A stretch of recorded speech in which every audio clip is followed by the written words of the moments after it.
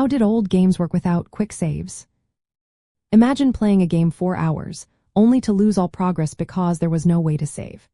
It might sound frustrating today, but back then, players found clever ways to keep their progress intact.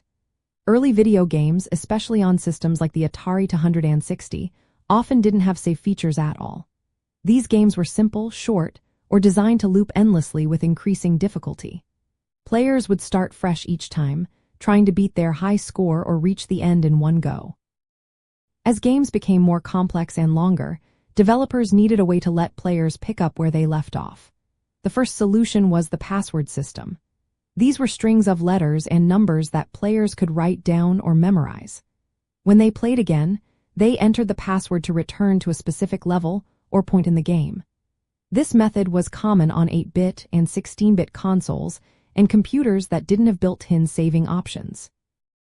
Later, the introduction of battery-backed cartridges changed everything. These cartridges had small batteries and tiny memory chips inside.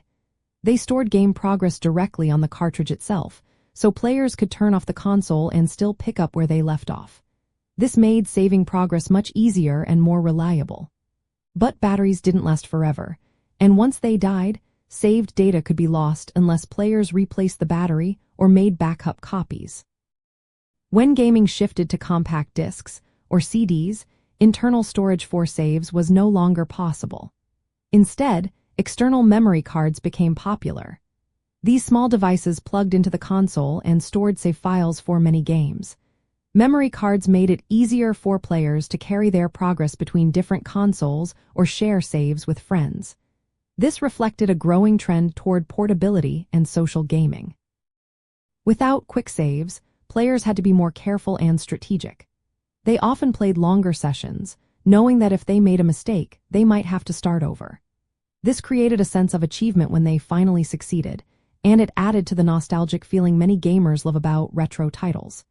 These methods of saving progress, passwords, battery-backed cartridges, and memory cards, show how gaming technology evolved to meet players' needs before quick save features became standard. They reminded us of a time when patience and skill were just as important as reflexes and strategy.